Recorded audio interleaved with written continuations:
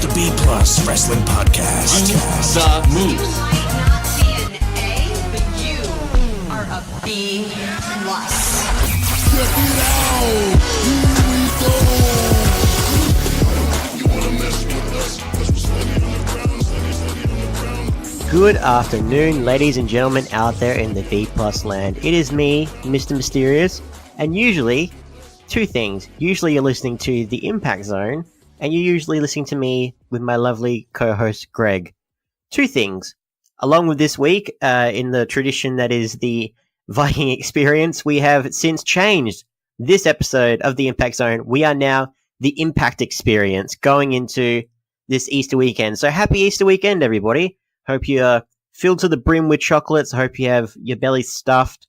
And to the second point as well, unfortunately, with it being Easter weekend, there's a lot of stuff. We've all got family commitments going on. So for this episode of the Impact Experience, I'm all by myself. I'm sorry to subject you guys to my singing, but it's just me flying solo for this episode of Impact, the second to last Impact before Rebellion.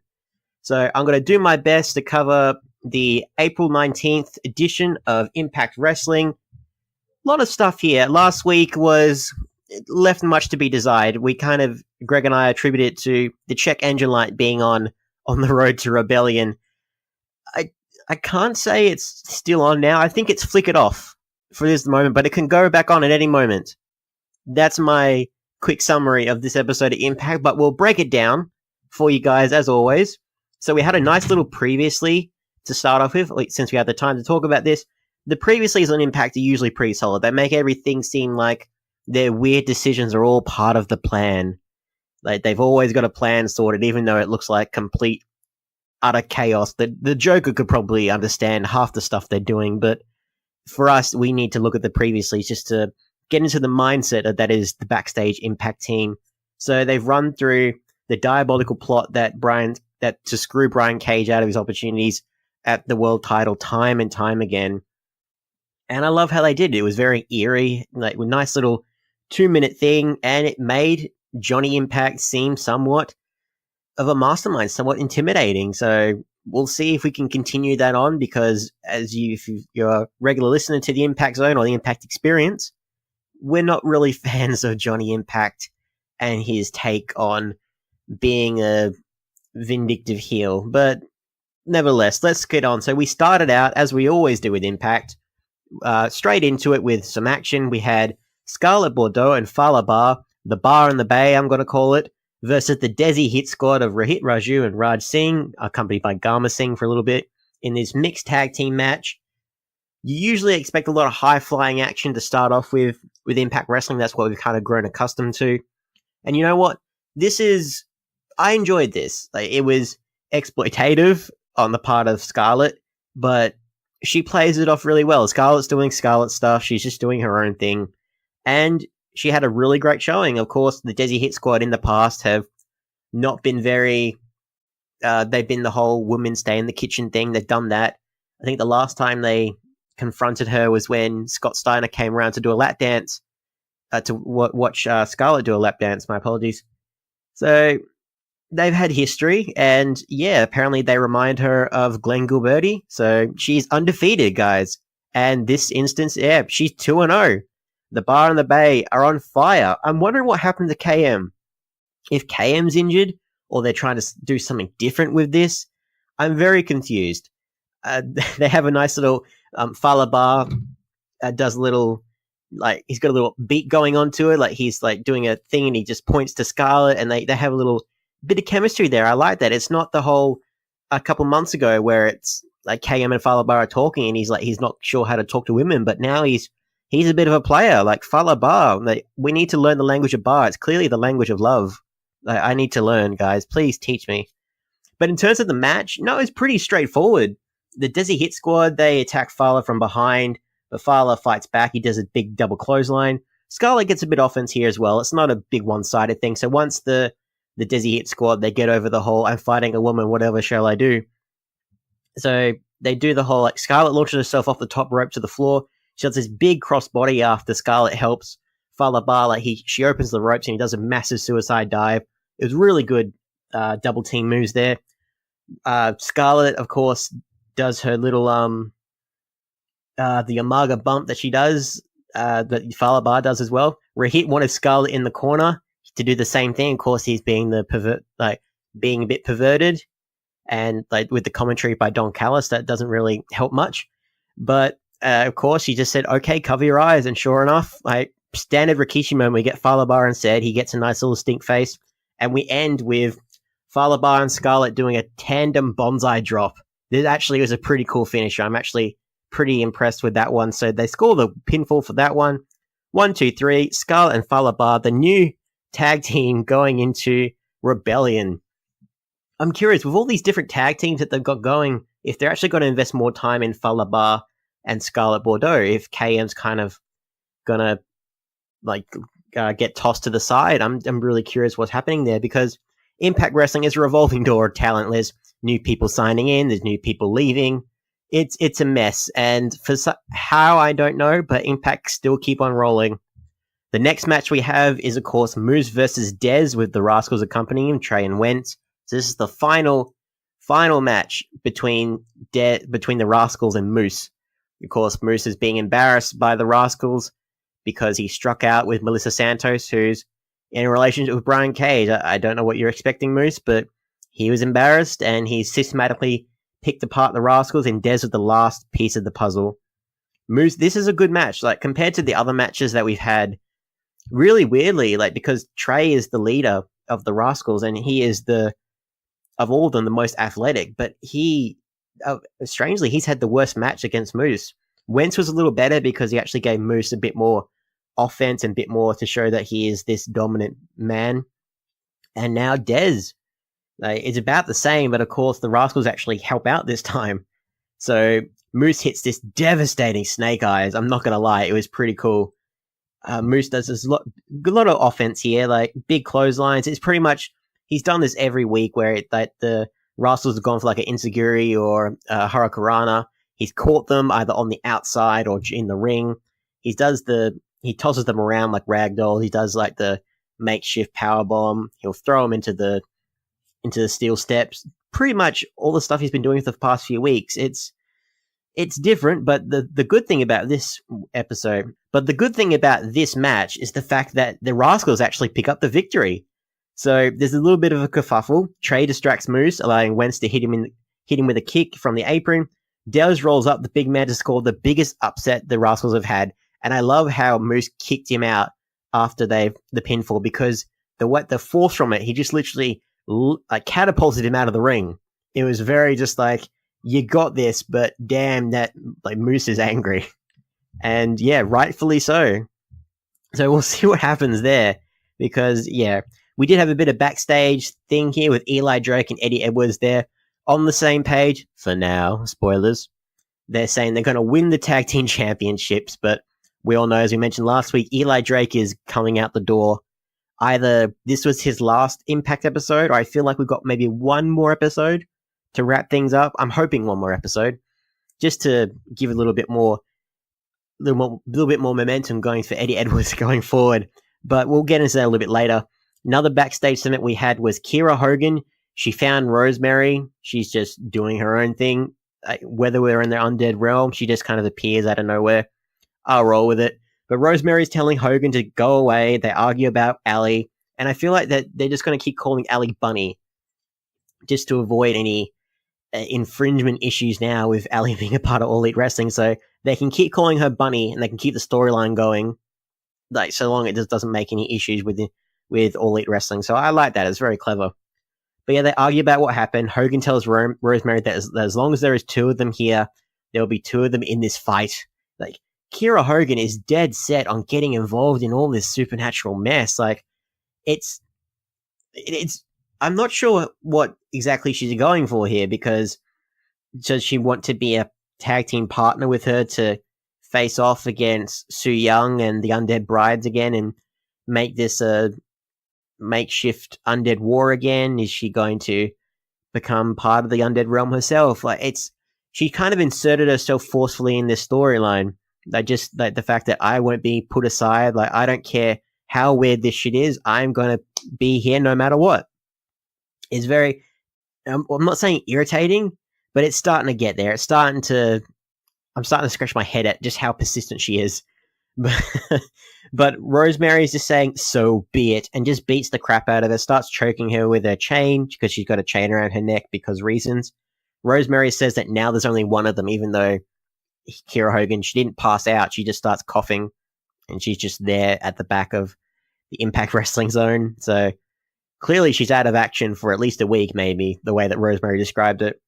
Backstage, we get to go to Moose, who is going ballistic, saying the Rascal should be suspended. They should cut the tape of him losing. They should cut it completely from the Impact Wrestling footage for him not getting his way, saying that if they want to gang up on him, he'll do the same. So I can't imagine who else, like Killer Cross, maybe, but he's got his hands full doing other stuff now. I'm confused who else they're going to get, if it's going to be a 3-on-3 or maybe a 4-on-3, because he made it seem like he's going to gang up on them.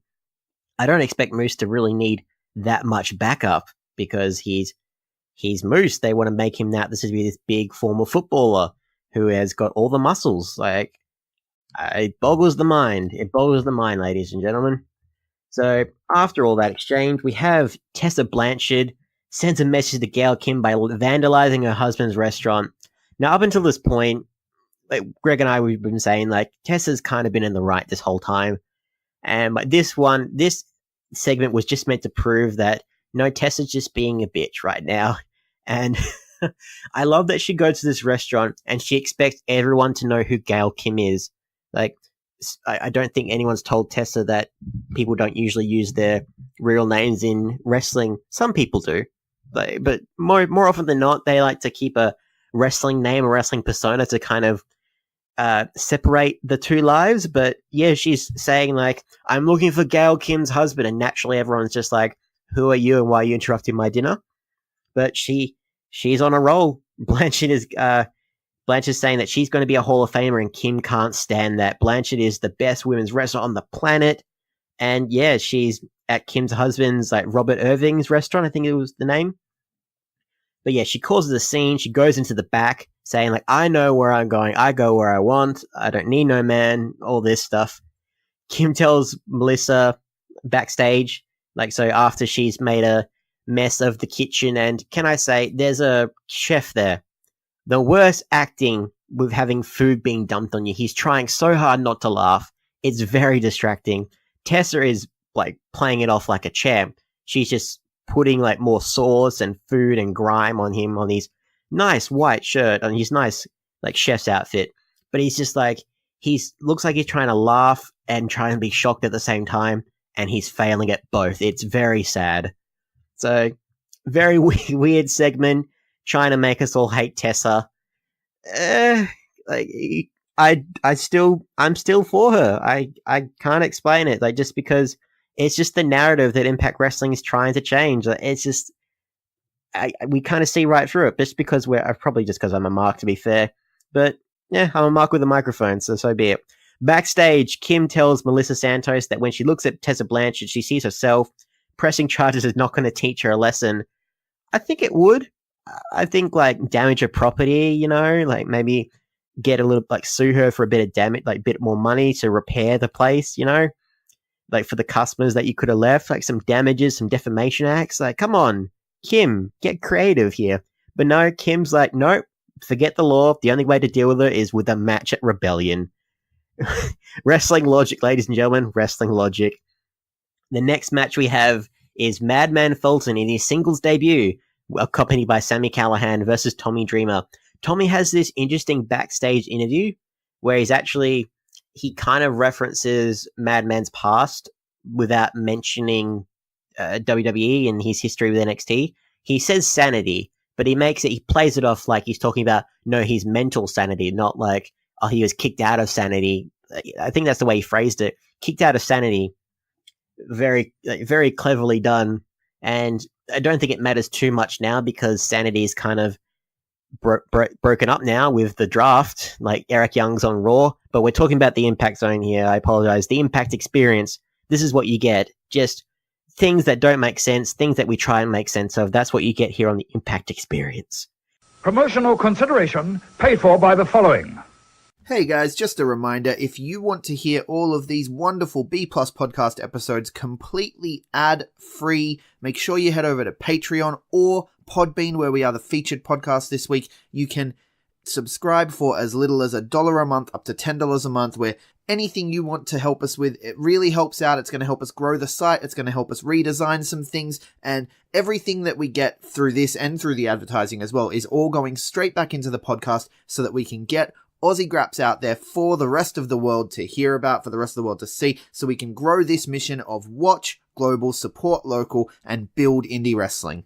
So if you want to be a part of that and get some really cool rewards like call-in shows, bonus episodes, ad-free like I mentioned, then head over to patreon.com/theb+ and subscribe today.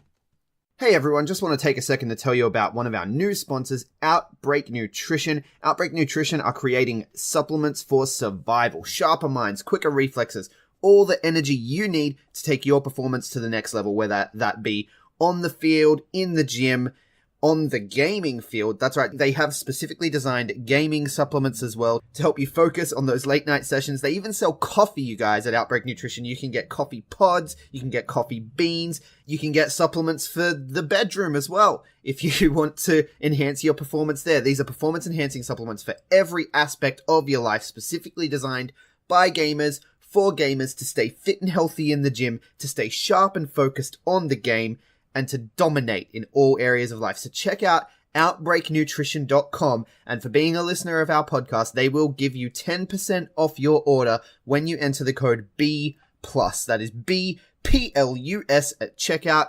So make sure, if you want to stay on top of your game, if you want to take your performance to the next level, outbreaknutrition.com, enter the code B+ at checkout.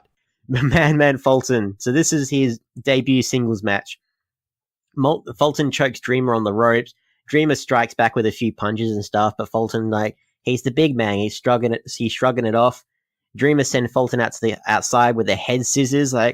Tommy Dreamer, rightfully though, this is Madman Fulton's match where he's carrying the match and he's allowing Tommy Dreamer to actually be a somewhat capable wrestler still.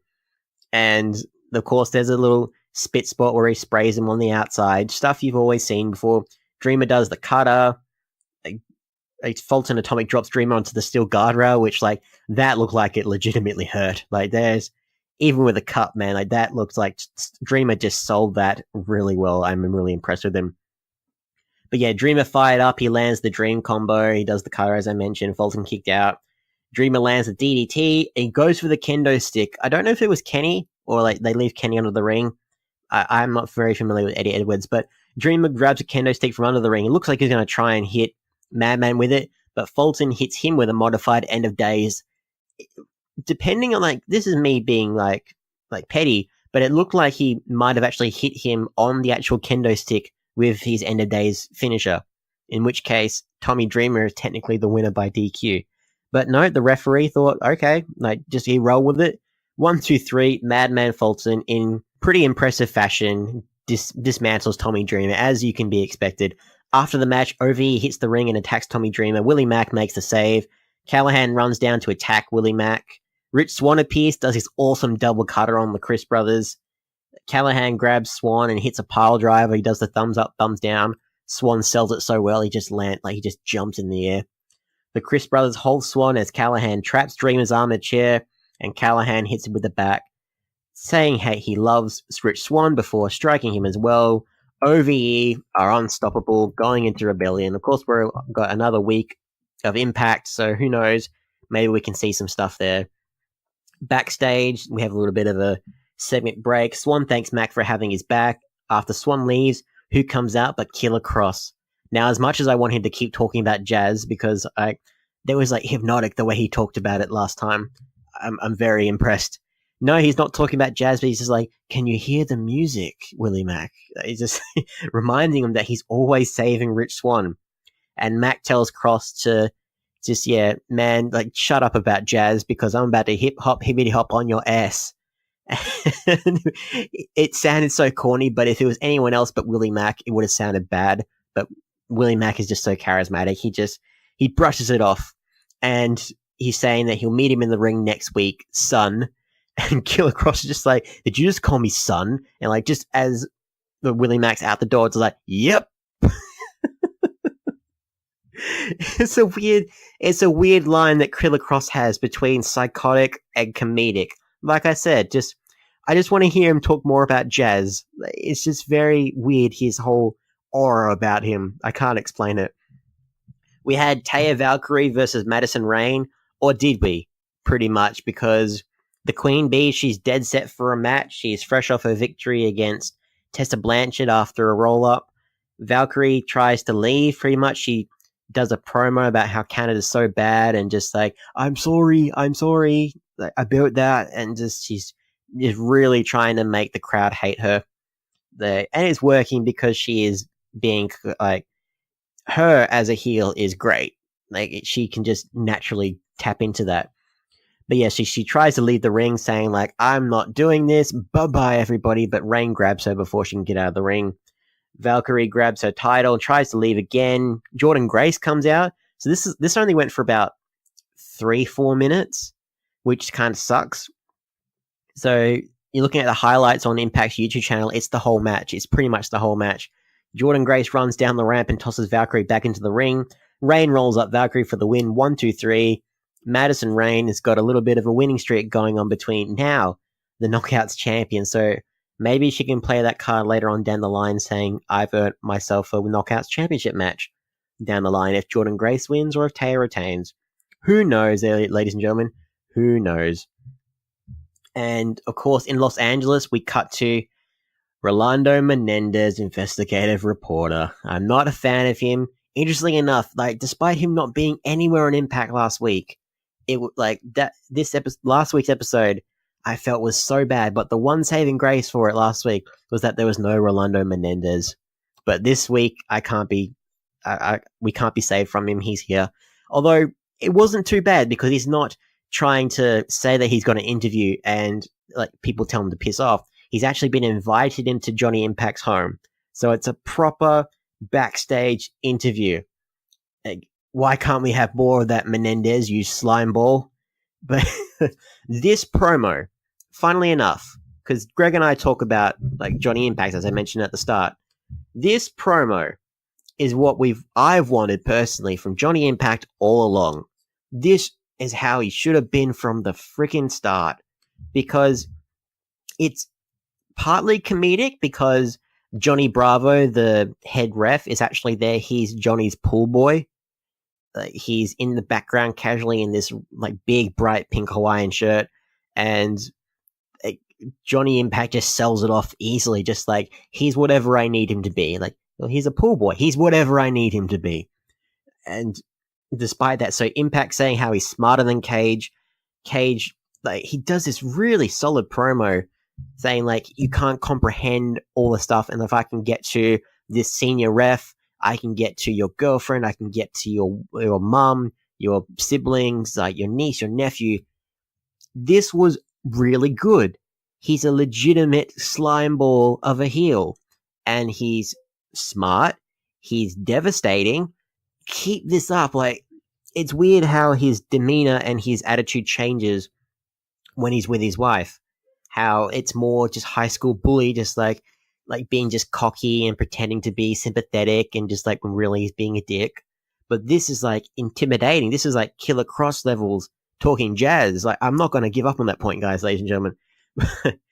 But yeah, if you're unsure about Impact, please, like, Impact the person, not Impact the promotion, just look at this promo and see what I'm talking about. Hopefully he can carry his energy on to next week, the week before Rebellion, the last Impact episode. Because, man, I like this version of Johnny Impact, and I hope this isn't just a one-off thing. So after this little promo, Cage rushes down to Don Callis, tells him that he's going to kill him, which I wouldn't mind, just because how Don Callis can kind of just go, I'm just an announcer. But when he threatens him some more, he's just like, oh no, I'm really a backstage person. We've got a plan. Like, Scott Del More has a plan. Go find him. And it cuts to Scott Del More just getting a call from Don Callis saying like, you told that moron that I've got a plan? I don't have a plan, you idiot. And he's just, Cage is going to kill him, but then Lance Storm comes out because he's an Impact producer for while they're in Wisconsin, Canada. And he pulls Cage off of Scott. Scott tells Cage that Storm will be the referee for his match against Impact. And he's just like, I am? Like, sure. We'll see what happens there. Like, Lance Storm, of course, Mr. Honorable Guy, integrity, respect. Lance Storm will be the special guest referee for when Johnny Impact goes up against Brian Cage for the Impact World title. I'm hoping that this doesn't end with Lance Storm turning on Brian Cage and screwing him over, because it makes it seem like Brian Cage is an absolute moron. And like, as much as Johnny Impact says that he is, he's just this big muscle-bound like doofus. He's not.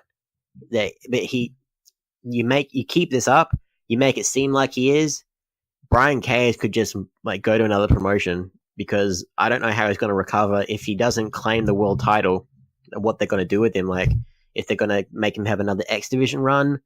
It's very weird what they've done with him, but he deserves to have that title. And as much as I love this promo that Johnny Impact did, if this doesn't end with Brian Cage as the champion, or it doesn't set up something else, like maybe Lance Storm versus Brian Cage, like that would be interesting to distract him for a little bit from the title picture. But really, the only answer is that in the end, Brian Cage comes out on top. Otherwise, this whole thing is pointless. But we'll see what happens there. I like this little segment.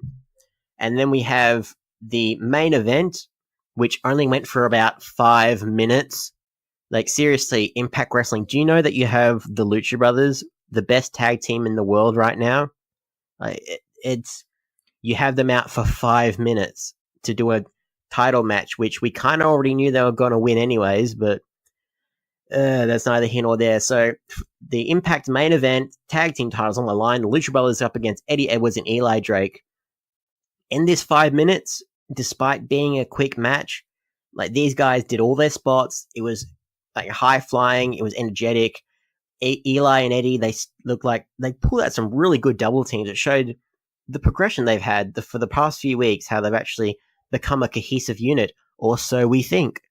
So, all the commotion after they've done the Phoenix and Pentagon have met in the middle on Drake. They've done the super kicks. Drake kicks out. LAX come down to ringside.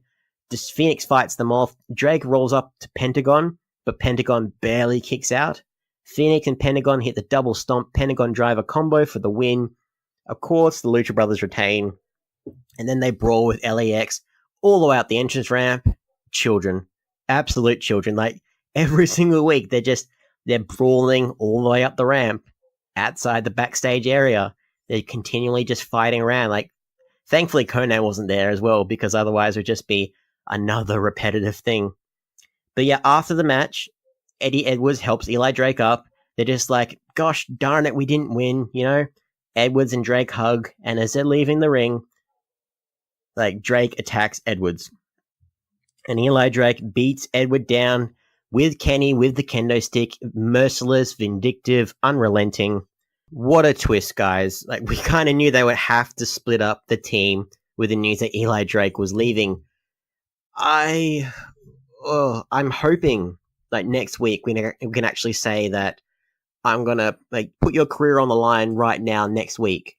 Like, something to explain, to give Eddie a little bit more of a momentum going forward, just saying that, like, you can't do this to me. Like, and I hope they do the right thing by Eddie Edwards since Eli's leaving. Like, we saw it coming. So if this was Eli's last match, like, if this was the last thing he does, this last little memorable thing, I'm not sure how they're going to help Eddie recover and what they're going to do with him now. Whether they're going to give him another partner, whether his wife's going to come back and say, I told you, you idiot, you shouldn't have trusted him. Like, she's whatever the Impact Wrestling need her to be. It's very bizarre. Like, I like what's happened. So overall, this weird episode of Impact Wrestling, overall, the check engine light is off for now. It might be flickering. It might be flickering on and off. We've gone a kilometer up the road. It's flickered on again. Then it flickers off, and you just have to pull over and check what's going on. So we'll see what happens. We do actually know what's going to be happening next week on Impact. So this thing interested me. I saw there's going to be a 6-man tag team mayhem match where LAX and Brian Cage will team up against the Lucha Brothers and Johnny Impact. This is fascinating because we haven't really said that the Lucha Brothers are heels, and they haven't really acted like heels either. They've just been out for themselves and done their own thing. But like, I don't know how they're gonna work with Johnny Impact if they're gonna work as a cohesive unit. So I think Cage and LAX will be fine. I'm really curious what's going to happen here. Nevertheless, that's going to be a very interesting main event for next week. And of course, next week we'll have Willie Mack going up against Killer Cross. So that was Impact Wrestling, guys. We do have a couple bits of Impact Wrestling news throughout the week. I might as well drop them here as well for you guys. So one of the bigger ones that's been announced. So Impact Wrestling have been doing new collaborations with all these different shows. So we're in Wisconsin, Canada at the moment with these tapings. And for July 6th, for Deep Impact, they're teaming up with Booker T's Reality of Wrestling. So Booker T had a brief run in Impact Wrestling back in the day. He was the inaugural TNA Legends champion before they changed it to the abundance of other changes that they did. So the collaboration will be at the Booker T World Gym Arena near Houston, Texas. I can dig that. I can dig that, sucker. No, that's going to be a really good match. Really good event. I don't know if Booker T will actually be there as well. Like, he can do what he wants if he's part of the WWE team, but he might not be under contract. I don't know. At the very least, they're teamed up with Booker T's promotion, so WWE can't really do too much there. It has been announced that on PW Insider's latest report that Indian wrestler Mahabali Shera will be returning to Impact. So he did a bit of developmental work in NXT back in 2017, but he's released last year. He's a former Ring Ka King world champion in India, and he was a veteran of Impact Wrestling for about 6 years. So in his second run, again, Impact Wrestling is a revolving door of talent. Stars go in, stars go out, stars come back in the case of Mahabali. So hopefully, you know what? Give him a chance. Who knows? And then the big news that kind of struck me as well. So usually it's WWE getting the one-up on Impact Wrestling with their talent moving elsewhere. But it looks like All Elite Wrestling are getting in the game as well, because when a new company like All Elite Wrestling comes along, we usually talk about the actual wrestlers that jump ship. But in this case, longtime Impact Wrestling backstage producer Keith Mitchell has signed a full-time deal with All Elite Wrestling. So Kevin Sullivan, the leader of the Undead Realm and the father of Rosemary, and Michael Vedder will head up the production. They'll fill up in his place with Vedder directing the shows. So it's just, people have bought out TNA without buying TNA. Like, the roster are going to NXT, they've gone to WWE, they've gone every which way, and now All Elite Wrestling are taking people too. It's hopefully, this episode of Impact was good. It was okay. If we can keep this momentum up after United We Stand, after the terrible episode last week, hopefully Impact Wrestling can survive, because if it's 50-50 for the next couple months, we'll have to call it. Impact Wrestling is not going to last if they keep this up. But we hope that they do, because we're all about the Impact Experience here, and that's why we've changed the name. Not for the Viking Experience. No, not at all. What makes you say that? But that's Impact Wrestling, guys. Thank you guys so much for listening to me. Hope you didn't mind that I'm flying solo this week. If you want to follow me on all the socials, I'm at Mr. Mysterious with a 1 instead of an I. Twitter, Facebook, Instagram, YouTube. Hit me up. We'll have a nice old chat about Impact Wrestling. Tell me if you too like Killer Cross talking about jazz. If you want to hit lovely producer Greg up and tell him why did he ditch me, of course, no, it's Easter weekend, guys. But you can follow him at Greg Unchained on Twitter, at the Greg Unchained on Instagram. If you want to follow us collectively as the group of B+, because I think we're an okay bunch, let us know what you think. We are at the B+ Wrestle on Twitter, because wrestling wouldn't fit, and the B+ Wrestling everywhere else. Remember, guys, as always, we have our Patreon. Any amount you can donate would be greatly appreciated, so we can keep giving you the content, what you want, when you want, keep you up to date on this wacky, weird world that we call professional wrestling. And you know what? Just highlight the Australian scene, highlight the international scene. We want to grow with you guys and want to keep giving you guys the best content we can. So any amount you can donate would be greatly appreciated. Like, share, subscribe, hit that 5-star review. I've been Mr. Mysterious, and I'll see you later.